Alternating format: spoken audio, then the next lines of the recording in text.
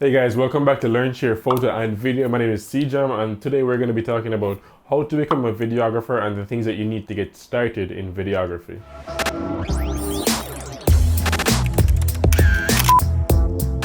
And the first thing you'll want to know is what is videography and who is a videographer. Videography is the process of recording and producing videos, and a videographer is someone who practices this with the intention of getting better at it. Similarly to the last video, there are a couple questions that you have to ask yourself before you take the dive into videography. Videography is a job with heavy workloads and it takes long hours to shoot and edit films. Trends in the field such as drone videos, 4K videos and 360 videos. And you also want to keep up with big blockbuster movies to see what the people at the top of the videography game are doing on a day-to-day basis. It's easy to learn videography. You just jump on your computer and go on YouTube, or if you have the chance to go to school, I would recommend that as well. As with any other creative craft such as photography or graphic design, there are different avenues in videography that you can take, including weddings, music videos, feature films or short films, and or corporate videos or interviews. As with our photography video where we recommended getting a camera and lens kit, for videography, you want to get a camera and a specialty lens because you want to make sure you have the best lens possible. As with storage for your video files, you want to make sure that you have a whole lot of storage because the video files are way larger than your photo files. So you really have to go all out in getting storage space. And this plays over into backup as well. So say you were going to get a computer with 1 terabyte of storage for photography, I would recommend getting a computer with 3 or more terabytes to store your video files. So if you're going to get cloud storage that was free, you maybe want to invest in subscribing to get more cloud storage because your files are going to be that much larger.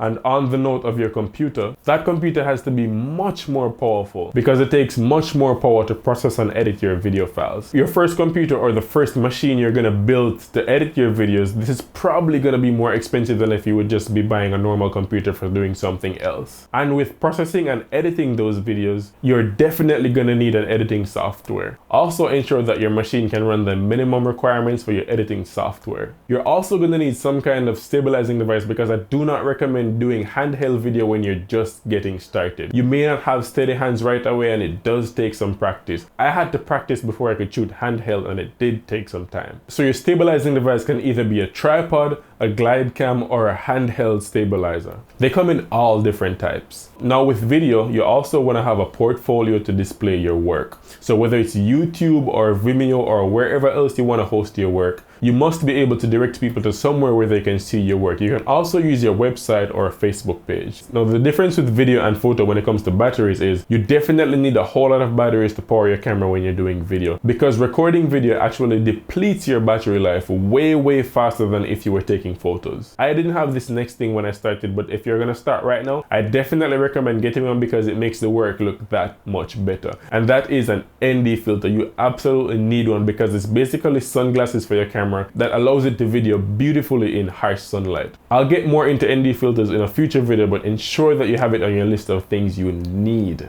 I always recommend shooting in natural light first because the sun outside is free. But if your avenue of videos, whether it be weddings or music videos, requires you to get lights, I'd recommend getting some lights to begin with. That way you're always prepared for whatever situation you may face. You have a host of lighting choices online and they're not very expensive to begin with. I'm going to put some links in the description to some lights. That way you guys can see what I'm talking about. And the last but definitely not least on the list is audio. A video is just as good or bad as the audio that is in that video. You may also want to get an additional camera that will give you more angles when you're shooting and just also diversify your coverage. A few of the things you may want to get in the future are just additional lenses. These will help you to diversify your coverage and just have different looks for your production. You can also upgrade your lighting kit and you can also get more software. That way you up your production value and make your videos look way better.